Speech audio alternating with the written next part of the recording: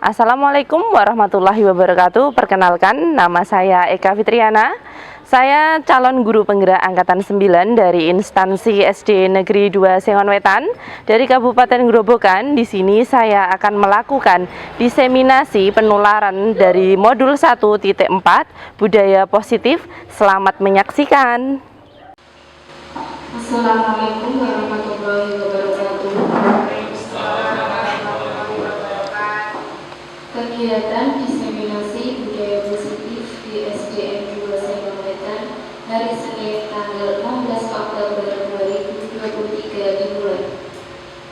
Adapun susunan acara, yang pertama pembukaan, yang kedua sambutan kepala sekolah SDN 2 Sengon Wetan, yang ketiga pemaparan diseminasi oleh calon guru penggerak, yang keempat doa, yang kelima penutup.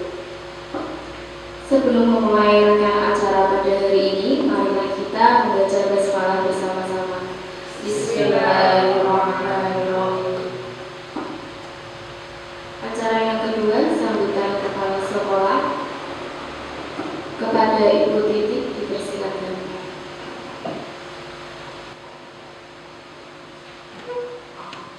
Assalamualaikum warahmatullahi wabarakatuh. Bismillahirrahmanirrahim. Alhamdulillahirabbil alamin. Wassalatu wassalamu ala asyrofil anbiya'i wal mursalin sayyidina wa maulana Muhammadin wa ala alihi wa sahbihi ajma'in. Amma ba'du. Yang saya hormati Ibu Eka Fitriana selaku CIP angkatan 9. Yang saya hormati segenap Bapak Ibu guru beserta undangan pada sore hari ini, marilah Bapak Ibu kita senantiasa memanjatkan puja dan puji syukur kehadirat Allah Subhanahu wa taala, berkat taufik hidayah dan inayahnya, terutama nikmat sehat yang Allah berikan pada kita semua, sehingga kita masih diperkenankan bertemu di ruang ini dalam rangka diseminasi budaya positif SD Negeri 2 Sengon Wetan. Sesi berbagi modul 1.4 pendidikan guru penggerak angkatan 9 yang mana akan disampaikan nanti oleh Ibu Eka Fitriana SPD.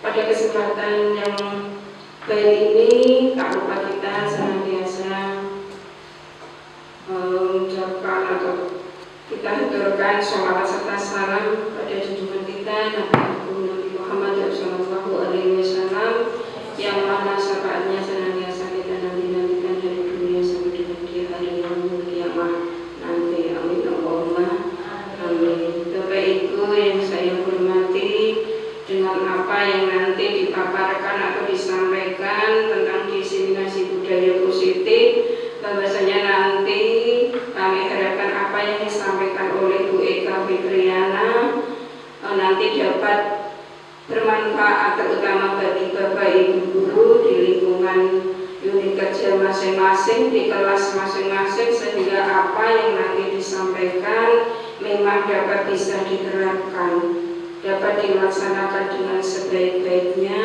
sehingga nanti akan mendapatkan atau menuai hasil karakter bagi peserta didik kita.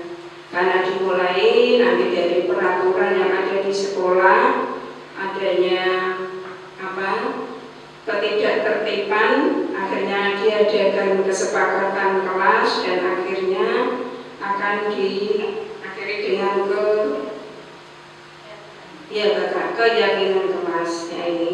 Dalam kurikulum Merdeka ini memang banyak sekali hal-hal yang ilmu yang baru yang kita dapatkan, sehingga kita mari belajar bersama-sama. Dengan hal yang baru, kita sebagai guru senantiasa harus berinovasi, ya, dengan hal-hal yang baru, dengan ilmu-ilmu yang baru, sehingga kelak bisa tercipta peserta didik yang memang diharapkan oleh pemerintah berhubungan dengan kurikulum Merdeka ini. Mudah-mudahan kita dapat melaksanakan kewajiban kita sesuai dengan tupoksi kita, dan mudah-mudahan apa yang kita terima pada siang hari ini tentang diseminasi budaya positif ini memang benar-benar positif, dapat diterapkan dan dilaksanakan di kelas masing-masing. Akhirnya selamat melaksanakan dan mengikuti diseminasi, dan mudah-mudahan membawa manfaat bagi kita semua. Sekian, terima kasih. Wabillahi taufiq wal hidayah. Assalamualaikum warahmatullahi wabarakatuh. Waktu saya kembalikan kepada pembawa acara. Terima kasih.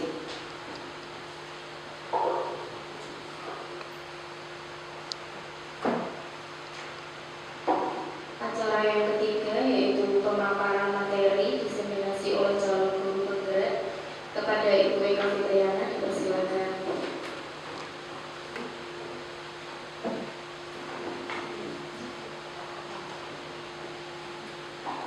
Assalamualaikum warahmatullahi wabarakatuh. Waalaikumsalam. Yang saya hormati Ibu Kepala Sekolah SD Negeri 2 Selmetan, kemudian Bapak Ibu guru dan tamu undangan yang saya hormati pula. Terima kasih sudah meluangkan waktu untuk hadir di acara diseminasi budaya positif di SD Negeri 2 Selmetan. Langsung saja ya Bapak Ibu ya. Di sini saya akan memaparkan diseminasi atau penularan budaya positif modul 1.4. Kalau di pendidikan guru penggerak ini masuknya di modul 1.4. Maaf ya, ketinggal kemayunan.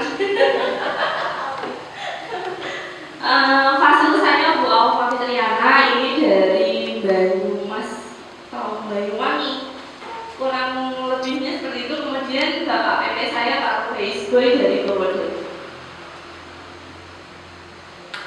Nah, di sini kita mulai masuk ke materi budaya positif di sekolah, yaitu nilai-nilai dan kebiasaan di sekolah yang berpihak pada murid, yang berpihak dari kebiasaan-kebiasaan di sekolah, berpihak pada peserta didik agar mereka dapat berkembang menjadi pribadi yang kritis, penuh hormat dan tanggung jawab. Jadi tidak lepas dari tanggung jawab kita sebagai guru untuk menularkan kebiasaan-kebiasaan baik di sekolah ya. Tentunya Bapak Ibu guru sudah memahami betul bagaimana penularan kebiasaan baik ini kepada siswa-siswi kita. Perubahan paradigma. Jadi kita perlu membuat perubahan untuk membangun budaya yang positif. Sekolah perlu menyediakan lingkungan yang positif juga, aman dan nyaman agar murid-murid mampu berpikir, bertindak, dan menciptakan dengan merdekanya mereka, mandiri dan tetap pada tanggung jawab mereka. Kedua, lazimnya disiplin dikaitkan dengan kontrol. Dalam hal ini, kontrol guru dalam menghadapi murid misalnya murid yang melanggar aturan ya. Dulu aturan ya, melanggar kesepakatan atau melanggar keyakinan. Kemudian, nah ini Bu, sedikit ice breaking saja ya. Di sini kita mulai speakingnya, petunjuknya ada di sini. Anda dan teman Anda yang ada di sebelah Bapak Ibu sange pakai kali belum. Ini nanti Anda dan teman Anda akan melakukan kegiatan cobalah buka. Jadi nanti kita ambil kertas, cari kertas dikit aja tidak apa-apa. Tugas Anda adalah mengepalkan salah satu tangan Anda. Coba Anda bayangkan bahwa Anda menyimpan sesuatu yang sangat berharga di dalam kepalan tangan Anda. Ini Bu, misalnya ini kertas, kepal. Nanti diambil sama teman sebangkunya, jadi gitu. Anda perlu menjaga benda tersebut sekuat tenaga Anda karena begitu pentingnya untuk kehidupan Anda. Jadi kertas itu tuh ibarat sesuatu yang berharga di kehidupan Anda. Jadi nanti boleh atau enggak ya kira-kira sesuatu berharga ini diambil sama seseorang. Mencoba dengan segala cara membuka kepala tangan Anda, si teman yang satunya ini. Kemudian teman Anda B boleh membujuk, merayu-rayu boleh ya, engkau tak lupa bakso gitu. Engkau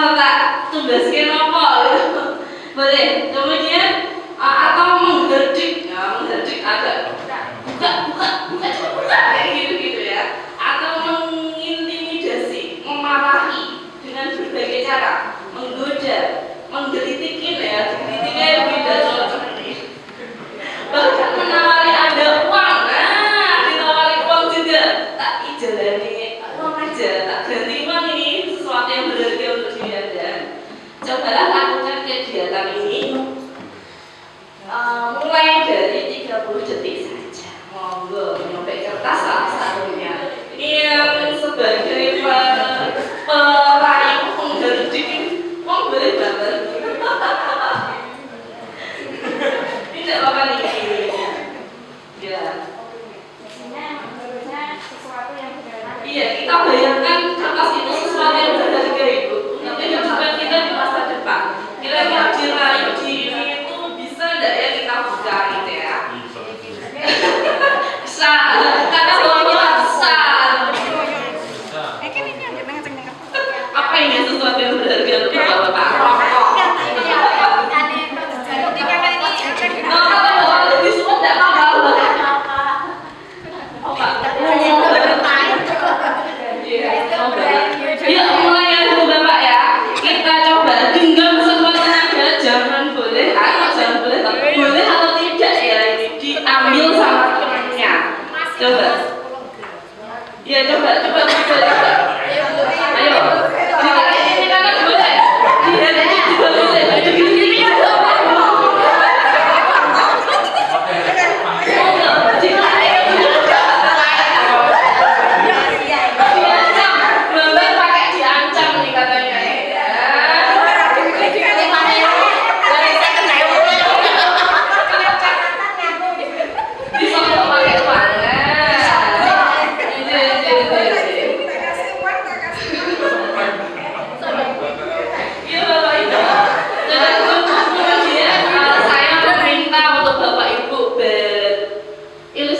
Bagaimana keadaan tadi berkomentar.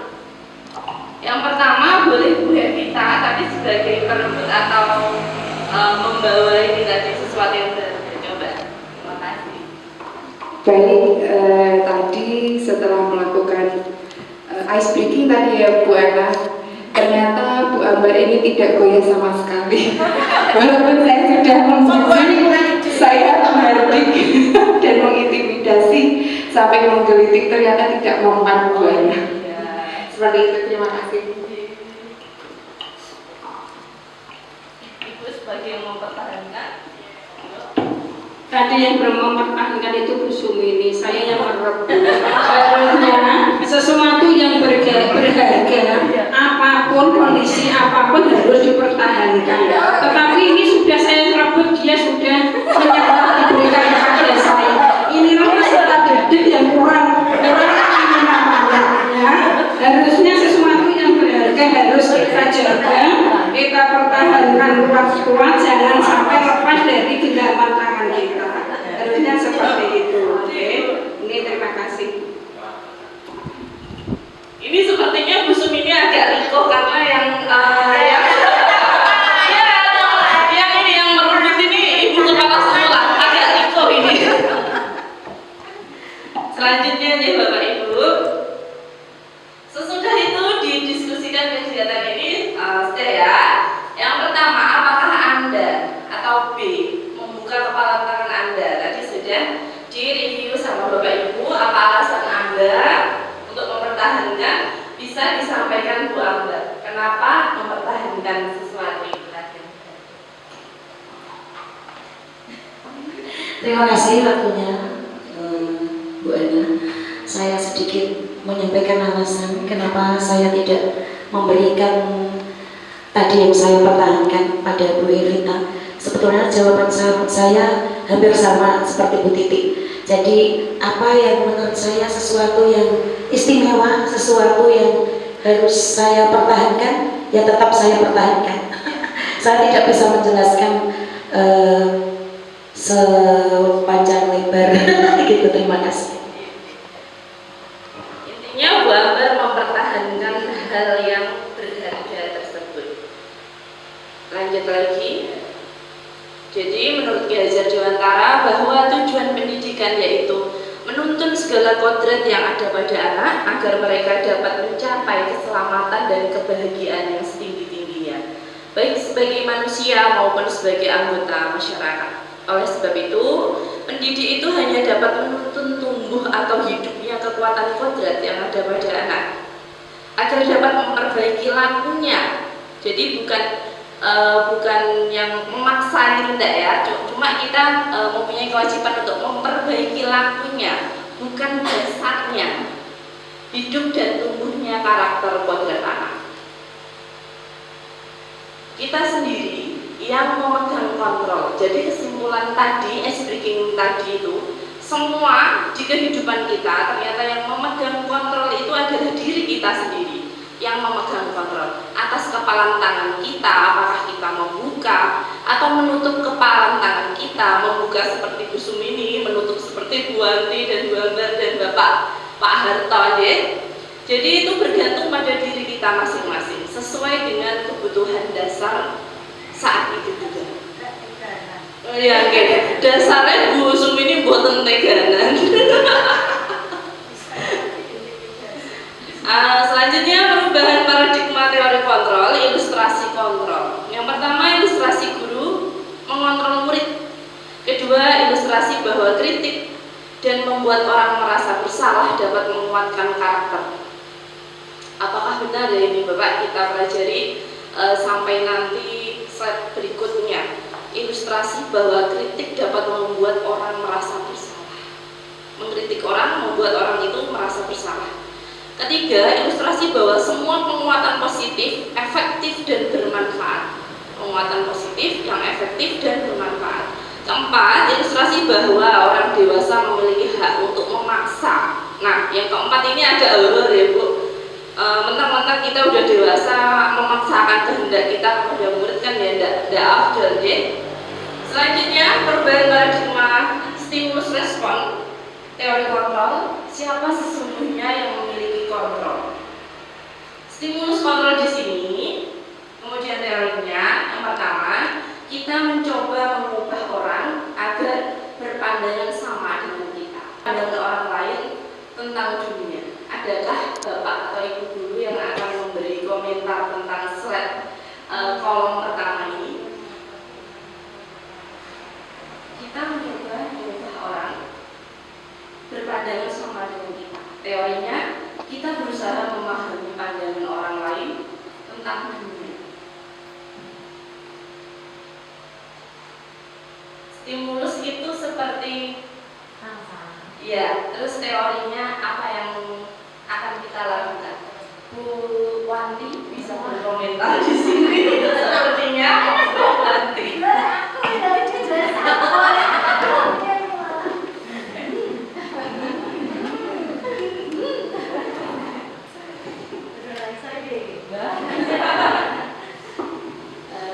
Ini yang pertama ya, kita mencoba mengubah orang lain agar berpandangan sama dengan kita.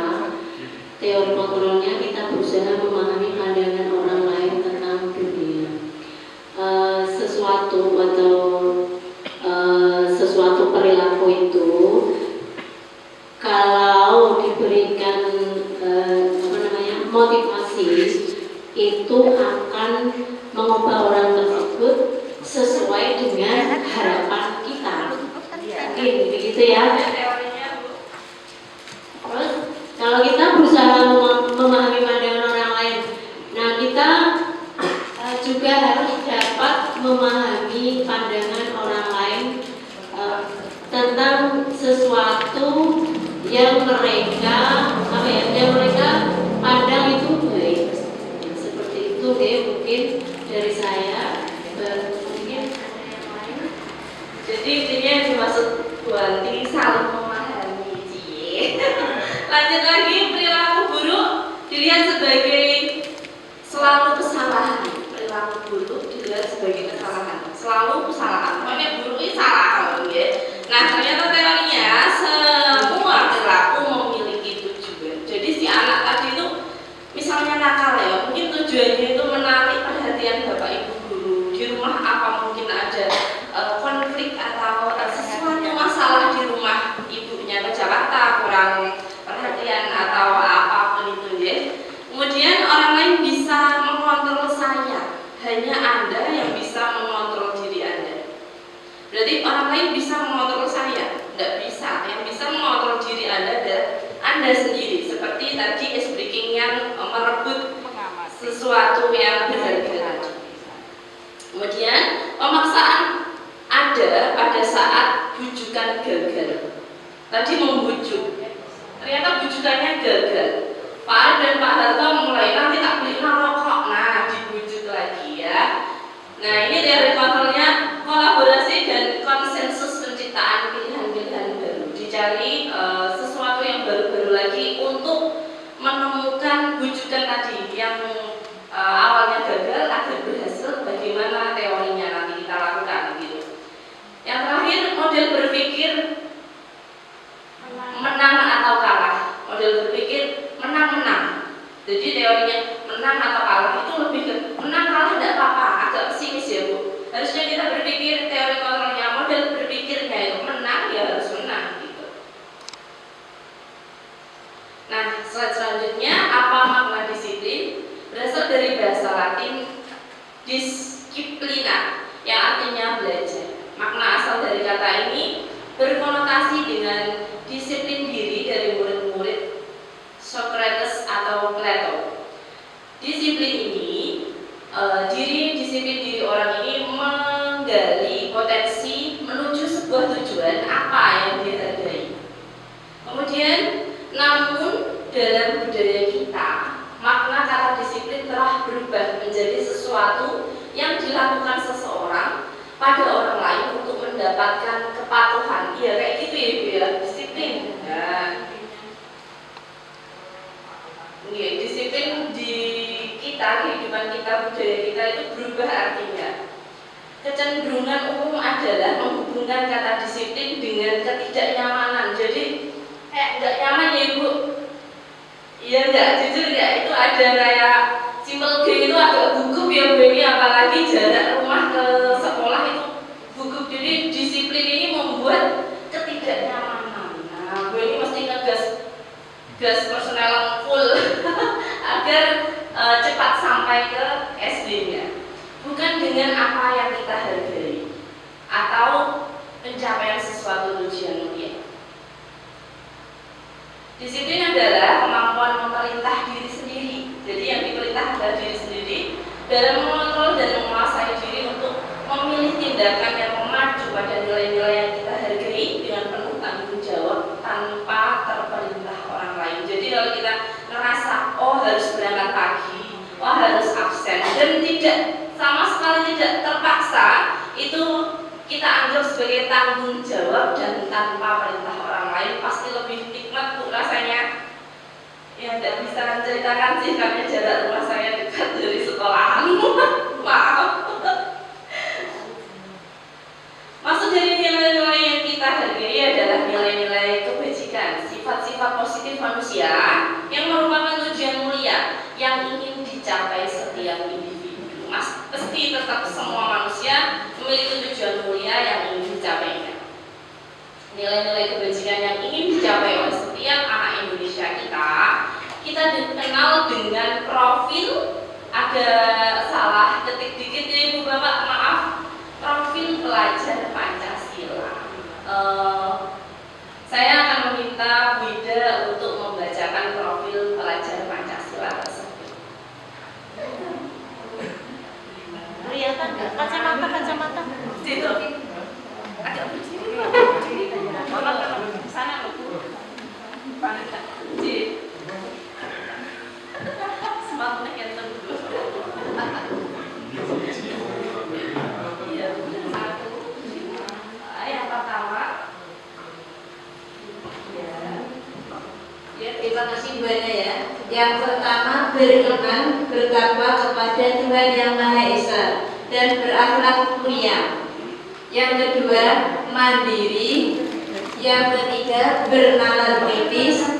Yang keempat, berkebinekaan global, bergotong royong dan kreatif. Terima kasih. Ya, Wida, terima kasih sudah membacakan profil pelajar Pancasila yang digembur-gemburkan pemerintah untuk menunjang pendidikan Indonesia.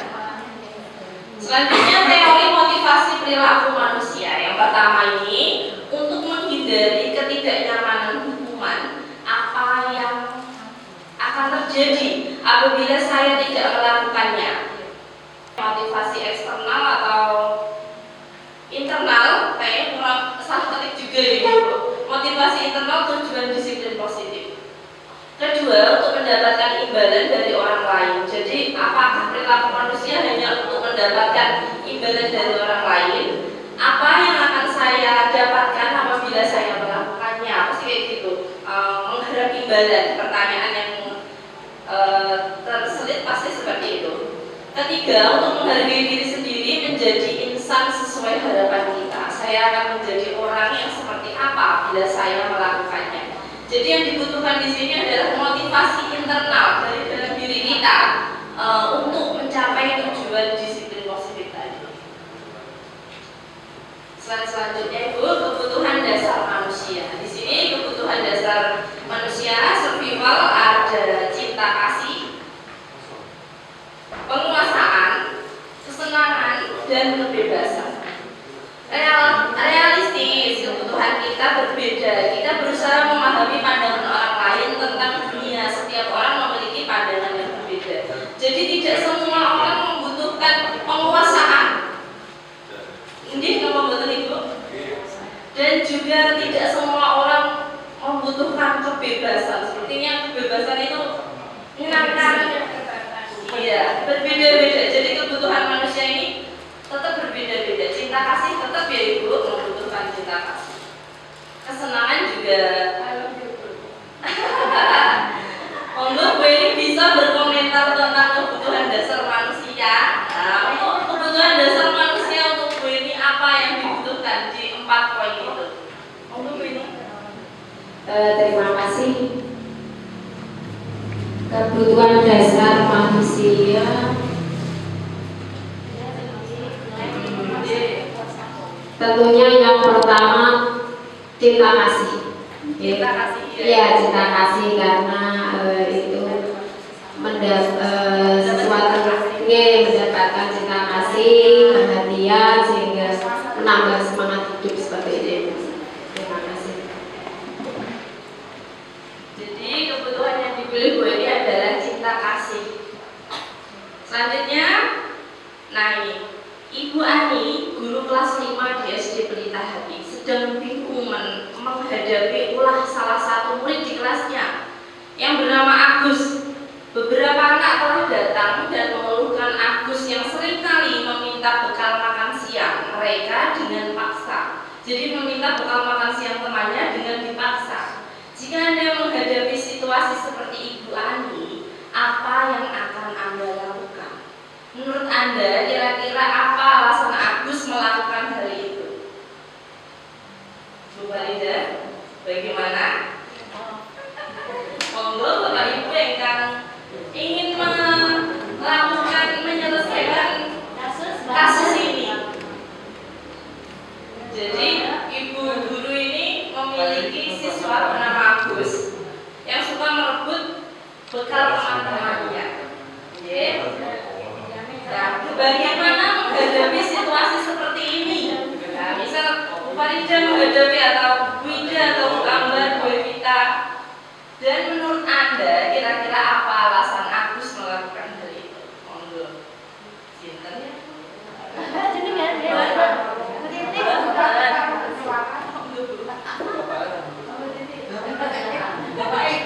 Ya, kita sebagai guru harus bertanya dulu, jangan langsung menyalahkan si Agus. Jadi kita tanya dulu mengapa Agus. Berarti Agus itu tidak membawa bekal makanan mungkin, atau yang dibawa Agus bekalnya tidak seenak bekal makanan temannya. Berarti guru harus juga memahami. Ya, sampai terjadi Agus meminta bekal makanan temannya itu karena apa? Mungkin makanan yang dibawa tidak seenak temannya, bisa. Terus yang kedua, mungkin Agus tidak membawa bekal makanan, juga harus diteliti, ditanya lagi apakah tidak ada yang memasak di rumah, karena orang tuanya tidak di rumah, merantau ke Jakarta, bisa jadi yang diikuti si Agus adalah neneknya yang sudah tua. Bisa kita teliti dulu, kita tanyakan dulu, ya. Jadi tidak mau seakan-akan Agus yang nakal, yang salah.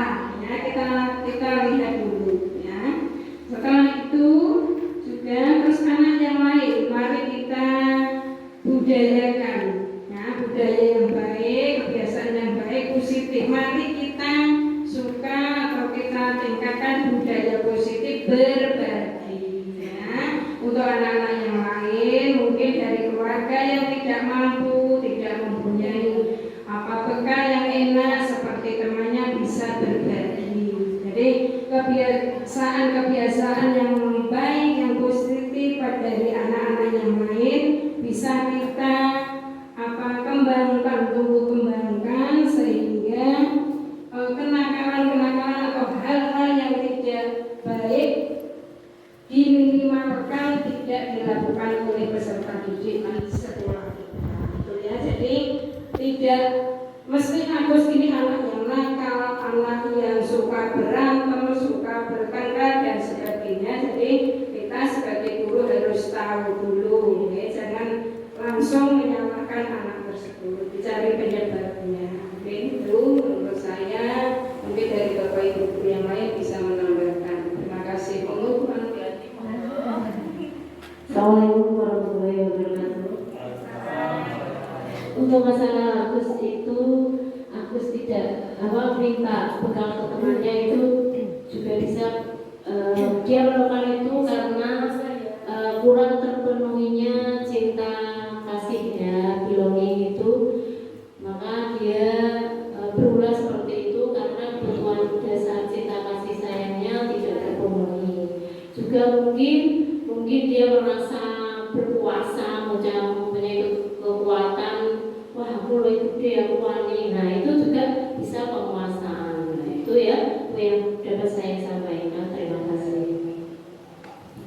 Terima kasih Bu Titi dan Bu Andri. Kemudian slide selanjutnya. Nah, dalam konteks penerapan disiplin positif, Bu Andri sebaiknya mencari tahu alasan. Ya, yang disampaikan Bu Titi dan Bu Andri sudah tepat di sini. Mencari tahu alasannya Agus melakukan tindakan tersebut agar mengetahui kebutuhan mana yang sedang berusaha dipenuhi oleh Agus. Apabila jawaban Agus karena dia lapar dan orang tuanya tidak membawakan bekal makan siang, kebutuhannya adalah bertahan hidup. Kemudian apabila jawaban Agus karena dia senang temannya, jadi memperhatikan dia, kebutuhan ini adalah cinta kasih, ya mungkin karena senang sama temannya gitu. Lanjutnya, apabila jawaban Agus adalah dia merasa sehat, hebat, karena temannya jadi takut, ini tadi yang disampaikan Bu Ati, ini kebutuhan penguasaan. Selanjutnya, apabila jawaban Agus karena dia merasa bosan dengan bekal yang dibawakan ibunya tadi, soal membawa bekal yang itu saja, pasti ini kebebasan. Jadi pengen milih punya teman lainnya. Yang terakhir, apabila jawaban Agus adalah karena iseng saja dan dia menikmati ekspresi wajah temannya yang kesal karena diambil makanannya, kebutuhan yang ingin dicapai Agus adalah kesenangan. Jadi senangnya Dewi Ibu ini ada, semua karakter kebutuhan ini ada pada anak didik kita. Nah, kita ambil ada 5 posisi kontrol dulu. Yang pertama, penghukum. Jadi kurang lebihnya kita sering ya Bu menghukum seperti ini, jadi membuatan atau menghukumnya fisik atau untuk teguran agar dia jerah. Nah itu nanti kita bahas kembali. Yang kedua, membuat merasa bersalah. Jadi kata-kata kita itu kayak lebih membuat si anak bersalah. Ketiga, teman. Kita berperan memakai posisi kontrol seperti teman. Seperti kita berteman dengan si anak didik. Yang keempat, pemantau. Jadi pemantau itu seperti kita melihat dulu apa kesalahannya, bagaimana penyebabnya, dan 5 ini manajer. Nah di sini agak kecil-kecil ya, maaf ya. Motivasi eksternal di sini, identitas gagalnya, perilaku kontrol negatif, menghukum. Ternyata menghukum ini guru berbuat menghardik, menunjuk, menyakiti, menyindir. Jadi si anak disindir, ditunjuk-tunjuk. Nah kayak gitu itu masuknya dalam penghukum. Dan guru berkata, kalau kamu tidak melakukannya, saya akan gitu ya. Kemudian membuat orang merasa bersalah ini berceramah, menunjuk dalam. Ya Allah nang, kayak mau kowe gila apa to nang, kayak ngerasa bikin si anak ini bersalah ya. Selanjutnya yang guru katakan, kamu sudah mengecewakan ibu, kamu sudah mengecewakan bapak nak. Nah itu membuat si anak merasa bersalah. Perilaku kontrol yang positif ini sebagai teman, memantau dan manajer. Sebagai teman, membuat alasan-alasan untuk murid-muridnya, membuat alasan untuk murid-muridnya dengan perkataan guru seperti ini. Lakukan untuk ibu ya nak. Ya sudah, nanti ibu bantu membereskan. Misalnya dia menumpahkan minum atau apa seperti teman. Kemudian berperilaku menggunakan posisi kontrol pemantau, menghitung dan mengukur apa peraturannya, apa konsekuensinya, apa yang telah kamu lakukan, apa yang terjadi sekarang, seperti itu, pemantau. Kemudian yang terakhir menggunakan manajer, mengajukan pertanyaan-pertanyaan. Nah, apa yang kita yakini, ya misalnya keyakinan kelas, apa yang kamu meyakini hal tersebut, meyakini maksudnya kamu kan ini ya Bu, tahukah kamu, maukah kamu memperbaikinya? Nah, si anak ditanyain seperti itu. Kalau kami memperbaikinya, jadi kira-kira hal tersebut akan menggambarkan apa tentang dirimu? Bagaimana menurut Bapak Ibu sesuatu ini jika ada kasus seperti di awal tadi, perilaku kontrol positif atau perilaku kontrol negatif Ibu Bapak yang Ibu Bapak setujui? Monggo Pak Rito. Menghukum atau yang apa Pak? Bagi manajer. Kalau Pak Rito menghukum biar ini ya, gimana? Dia menghukum biar sudah. Oh, biar sudah Pak Rito belum ya Pak?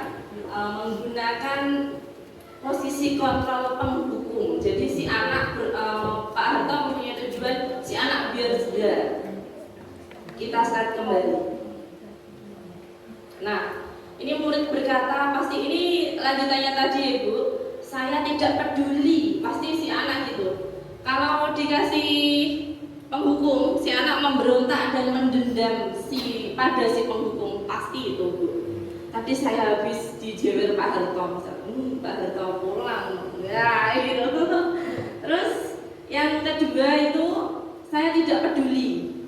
Nah, dampaknya mengulangi kesalahan lagi karena dia pasti punya dendam kepada Bapak Ibu guru yang melakukan penghukuman ini. Dia ingat-ingat terus Bapak. Ya, murid melakukan guru di luar dunia berkualitas. Jadi si anak berpikir guru dunia, maksudnya enggak kok gini ya guru ya, enggak aku praktekin dulu. Kemudian yang selanjutnya tadi kita lihat dari pembuatan orang merasa bersalah ini menyembunyikan, menyangkal, berbohong. Jadi kalau dalam si anak merasa bersalah itu dia merasa dengan kata-kata maafkan saya Bu, gitu aja dia ngerasa bu gurunya bakal ya udah diterima itu. Terus si anak merasa rendah diri, merasa gagal dan tidak dihargai.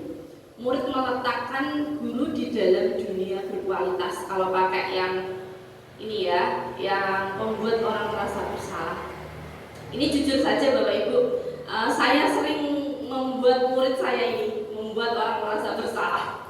Ternyata setelah saya mempelajari 5 posisi kontrol ini, membuat seseorang merasa bersalah itu kurang tepat. Iya, kurang tepat. Biasanya apa yang saya katakan gitu, tolonglah Mas, nanti nek kamu nakal bu guru ditegur sama kepala sekolah. Kayak gitu, itu ternyata membuat si anak merasa bersalah, itu kurang tepat.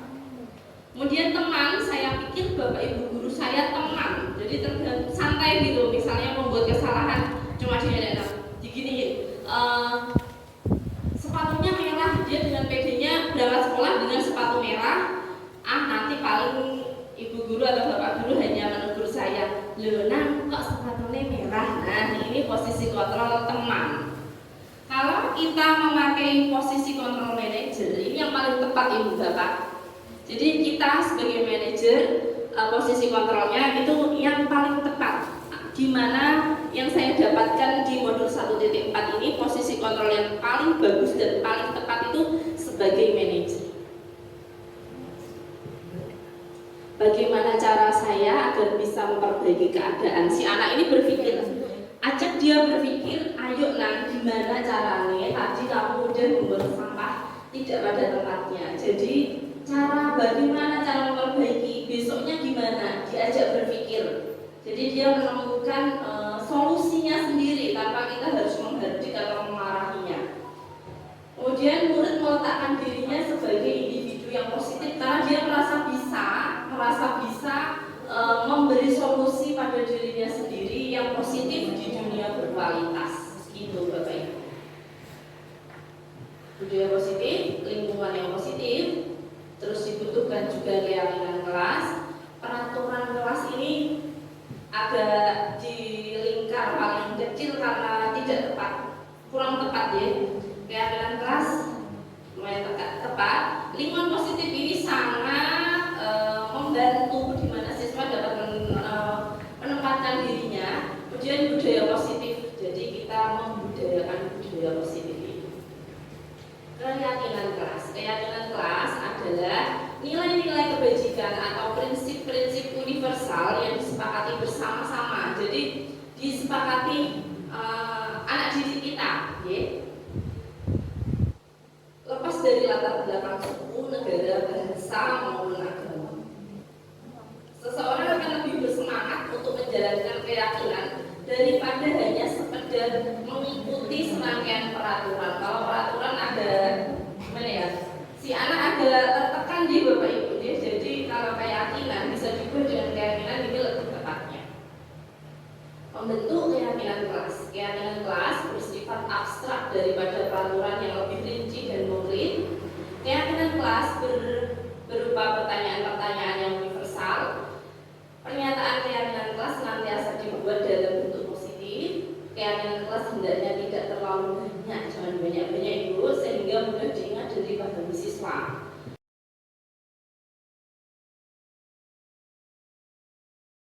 Bu Guru punya kertas ini, nanti ditulis apa pendapat kalian yang seharusnya menjadi kesepakatan kelas.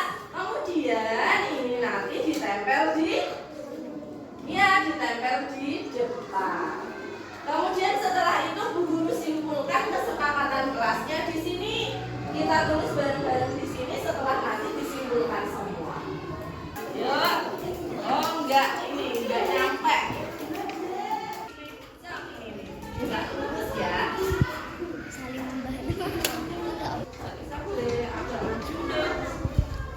Setelah itu kita saling di sebelahnya ini untuk menemukan kesepakatan kelas. Yang pertama, saling menolong lagi.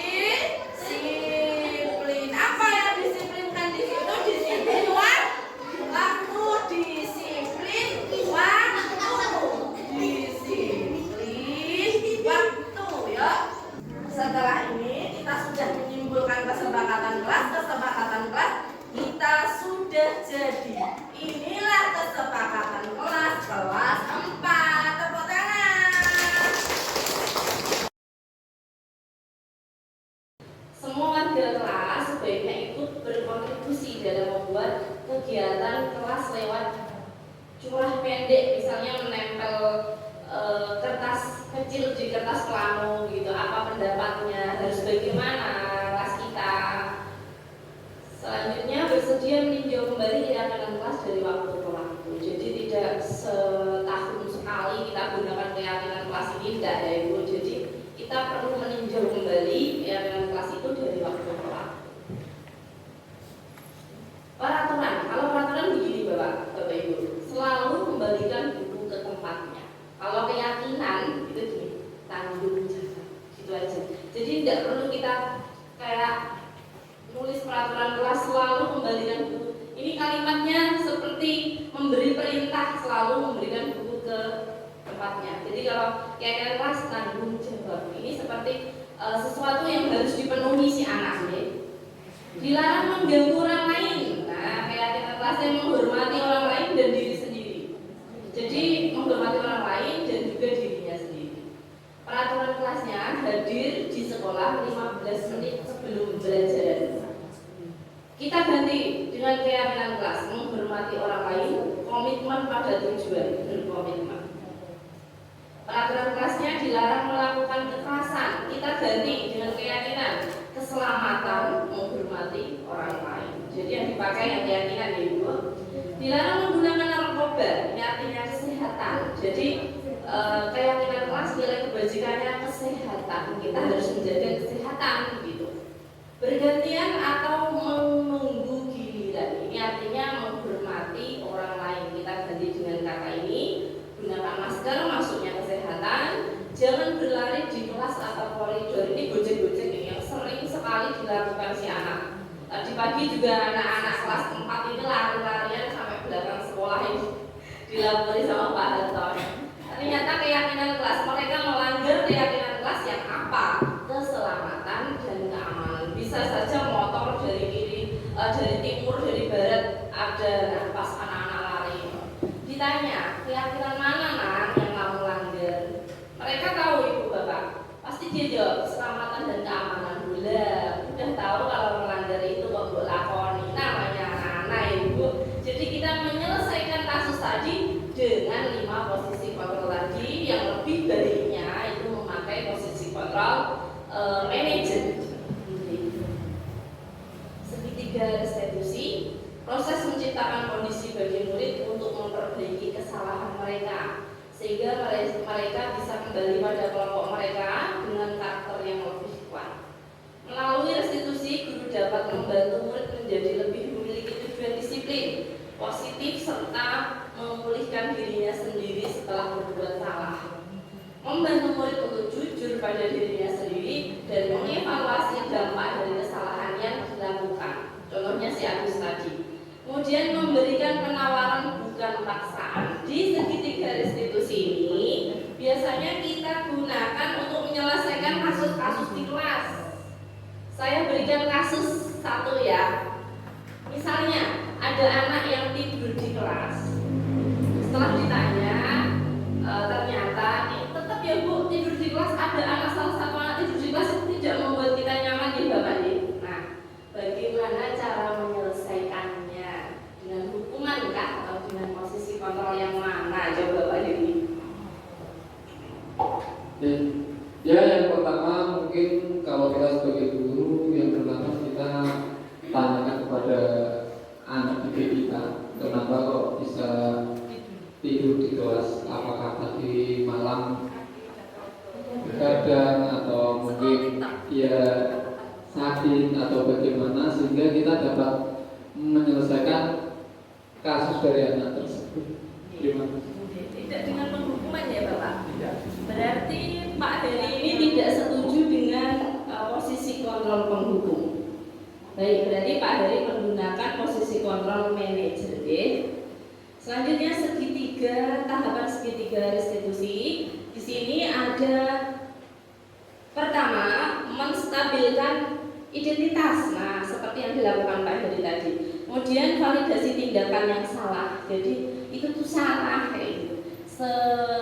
Kalau Bu Guru Jadi Kamu malam tadi juga asik ya, kita masuk dulu di dunia mereka. Asik ya scroll TikTok ya, kayak gitu asik ya nonton ketoprak sampai malam ya. Dulu kalau Jadi Kamu juga seneng seneng. Nah, tapi makin kesini kita kaitkan dengan keyakinan kelas. Mereka itu melanggar keyakinan kelas yang mana? Pasti mereka bisa menemukan solusinya. Lanjut lagi, menstabilkan identitas. Membuat salah itu tidak apa-apa. Nah, juga gitu. Apa asik kok. Misal dulu jadi ngaku juga begitu, tapi ternyata itu salah. Tidak ada manusia yang sempurna. Kita sebagai guru juga pasti pernah melakukan kesalahan.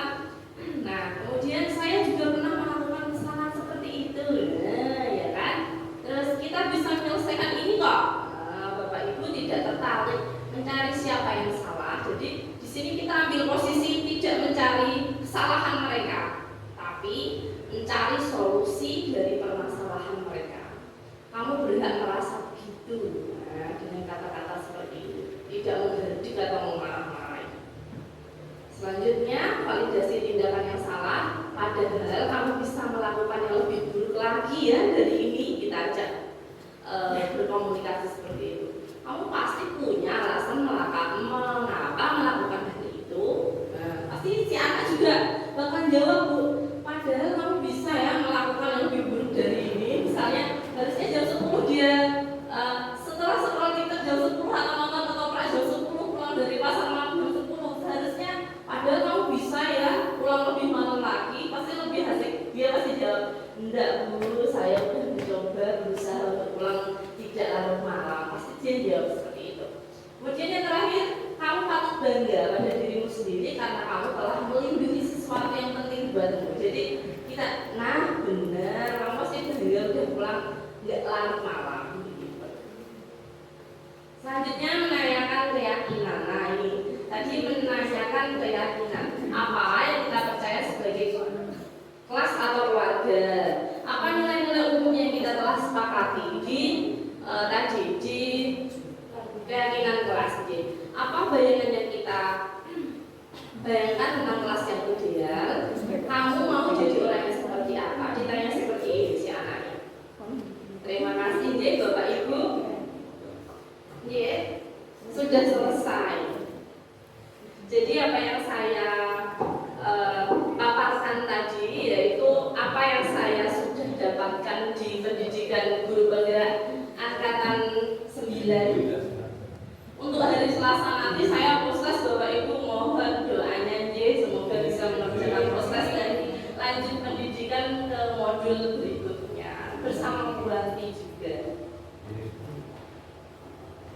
Untuk sesi yang terakhir kita refleksi ya. Bagaimana bisa refleksi itu apa yang Anda dapatkan di kegiatan diseminasi hari ini, apa yang akan Anda terapkan ke kelas Anda yang nyata atau ke sekolah Anda, Bu Eni dan Bu Lili, bagaimana? Bisa dimulai dari mau memakai posisi kontrol bagaimana, apa yang didapatkan di sini, nanti kembali ayo kembali ke atau tidak?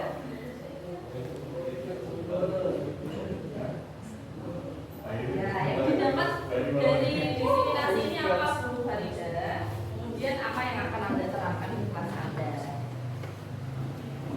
Kalau seperti guru pastinya punya pendapat sendiri.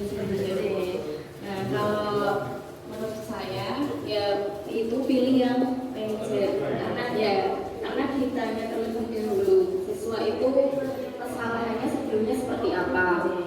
Baru kita gali lagi, setelah kita bertanya gali lagi supaya siswa itu bisa membudayakan budaya yang positif.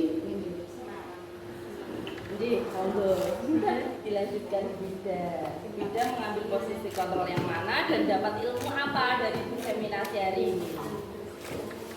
Kalau menurut saya memilih yang manajer karena tidak menghukum anak, dan apa ya? Kalau menghukum anak terlalu berat, kalau fisik ya Bu lari ya. Fisik lari kan kasihan anaknya juga, kadang orang tuanya juga ikut-ikutan. Itu dari saya. Terima kasih.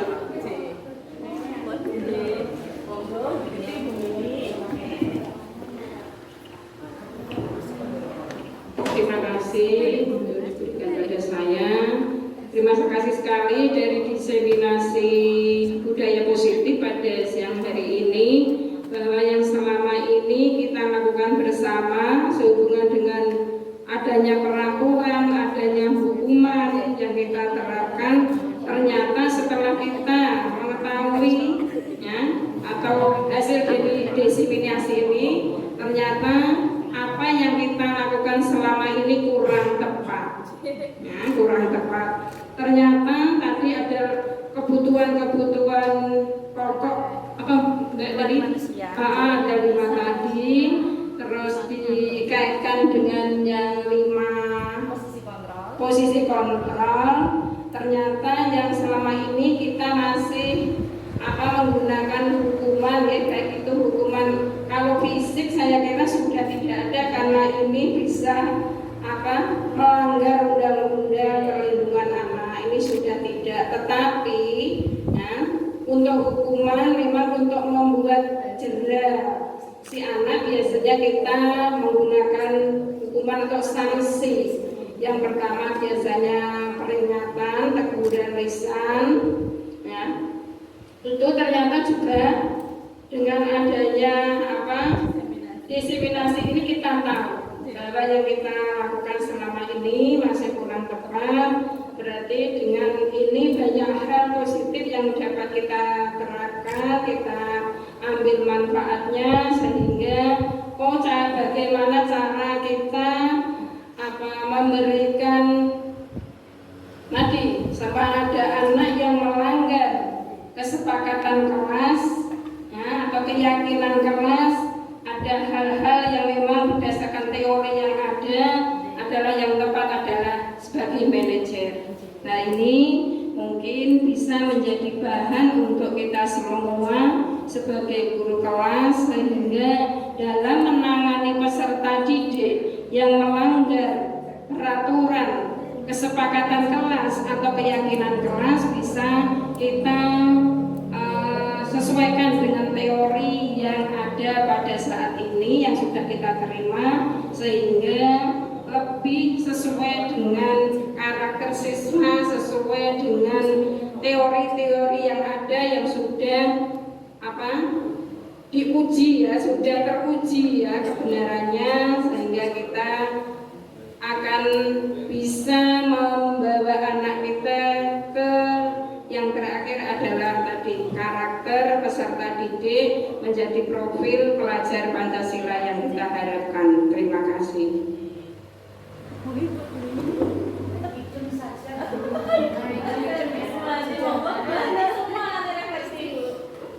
Refleksi pada materi atau pembelajaran didapat pada kesempatan kali ini, saya jadi banyak belajar tentang banyak hal ya, mengetahui posisi kontrol kita sebagai seorang guru, yaitu sebagai manajer, dan kita harus menghindari meminimalisir hukuman. Kita tidak boleh. Kita juga tahu bagaimana cara kita untuk menyelesaikan masalah dengan anak. Dengan pertama itu tadi menstabilkan identitas, yang kedua keyakinan, yang kedua menstabilkan dengan segitiga restitusi tadi kita dapat menyelesaikan masalah dengan anak dengan menanyakan yang pertama itu kayaknya identitas, menanyakan identitas, terus yang kedua validasi tindakan yang salah, yang ketiga menanyakan keyakinan. Nah, itu tahap-tahap kita sebagai guru untuk menyelesaikan masalah dengan anak. Kita berdiskusi atau dengan anak kita harus berdiskusi, mencari permasalahan, menggali permasalahan dari anak, terus kita dapat mencari solusi dari permasalahan itu agar anak bisa memperbaiki diri dan lebih bertanggung jawab. Wassalamualaikum warahmatullahi wabarakatuh.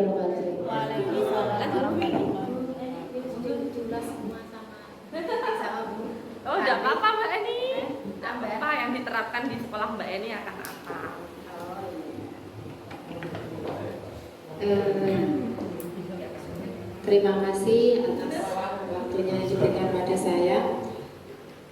Dari diseminasi kali ini yang saya peroleh adalah ternyata atau membuka wawasan saya bahwa jika ada suatu masalah atau suatu kesalahan itu tidak dengan menghukum, tapi kita menempatkan posisi kontrol sebagai manajer.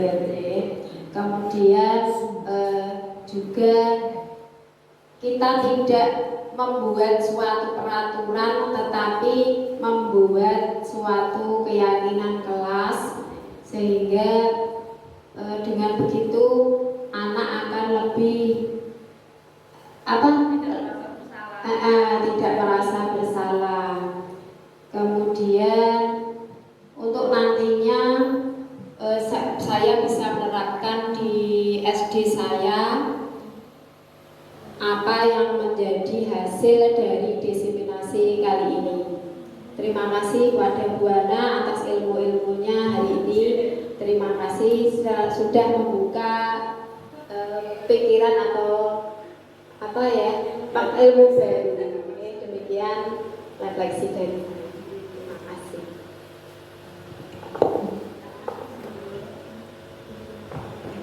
Ya, terima kasih atas waktu yang diberikan. Terima kasih juga dengan Bu Ana yang hari ini sudah memberi banyak ilmu kepada kami. Yang tentunya ilmu yang saya dapatkan yang pertama tentang keyakinan kelas, Ibu. Jadi keyakinan kelas itu tidak perlu ditulis panjang. Yang penting intinya itu kita harus apa. Ya.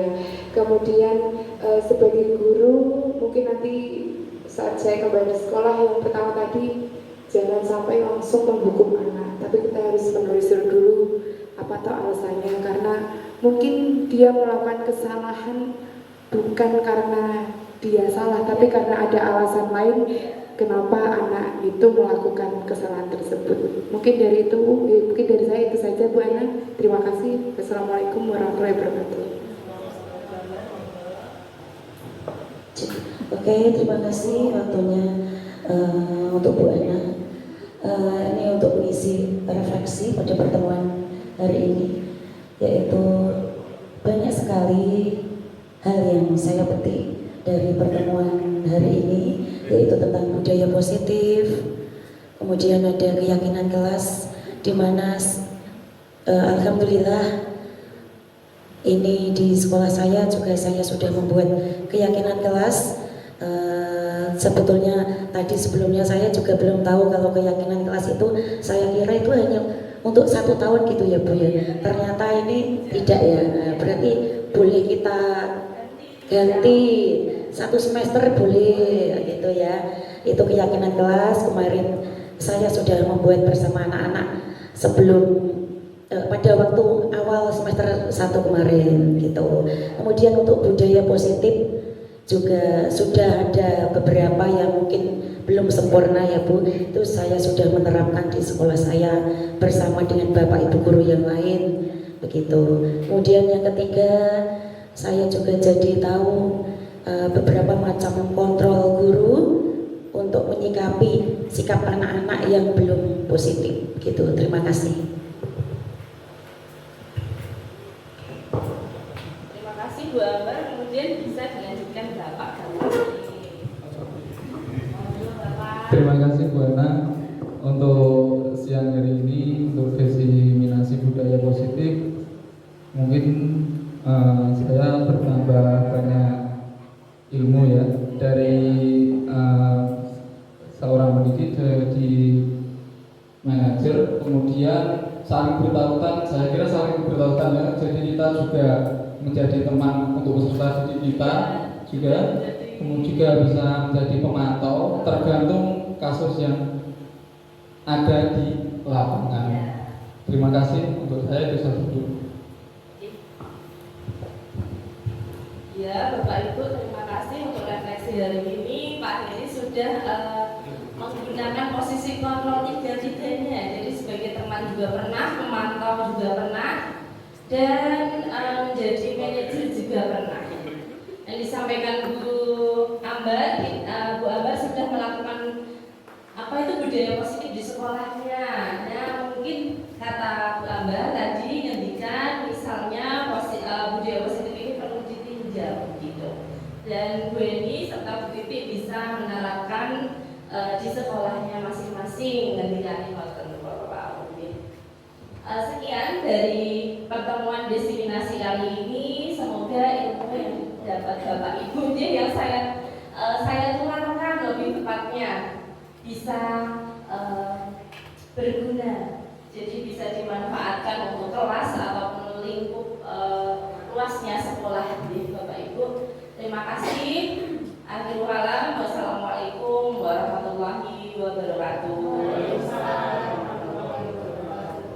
Kemudian waktu saya kembalikan kepada pembawa acara.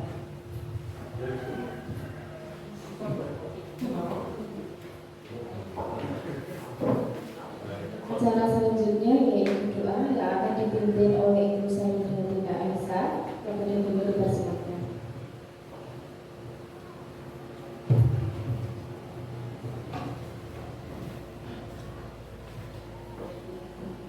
Assalamualaikum warahmatullahi wabarakatuh.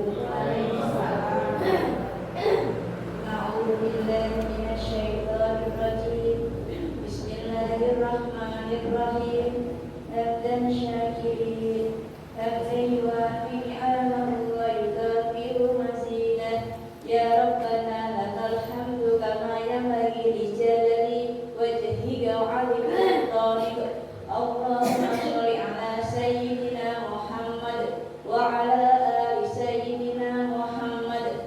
Ya Rabbana, Engkau saksikan kami dudukkan segala lupa hadirin di saat kami berhimpun dalam rangka bersilaturahim guna diseminasi budaya positif di siang ini. Ya Allah, kami sadari dalam dinamika dan perubahan yang terus terjadi, silang pendapat dan beda persepsi telah mewarnai keseharian kami. Kami mohon sinarilah jiwa kami dengan nurmu yang maha cemerlang, sehingga seluruh calon guru penggerak memiliki kesabaran, keikhlasan, dan kemampuan untuk menerima dan mengelola berbagai dampak perubahan yang terjadi dengan arif dan bijaksana. Curahkan rahmat-Mu ya Rabbana yang akan memacu semangat kami. Limpahkan kasih-Mu yang akan menenangkan hati kami dan menjernihkan pikiran kami. Berilah hidayah-Mu dan taufik-Mu yang akan membimbing perjalanan kami. Rabbana atina fid dunya hasanah wa fil akhirati hasanah wa qina adzabannar. Subhana rabbika rabbil izzati amma yasifun wa salamun alal mursalin walhamdulillahi rabbil alamin. Amin amin. Al-Fatihah.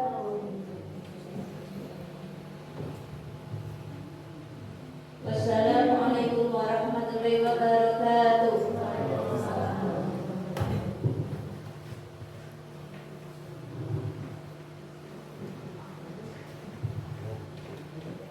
Acara yang kelima yaitu penutup. Marilah kita tutup kegiatan hari ini dengan membaca hamdalah bersama-sama. Alhamdulillahirabbil alamin. Demikianlah seluruh rangkaian acara diseminasi budaya positif di SDN 2 Sengon Wetan hari Senin tanggal 16 Oktober 2023. Terima kasih. Wassalamualaikum warahmatullahi wabarakatuh.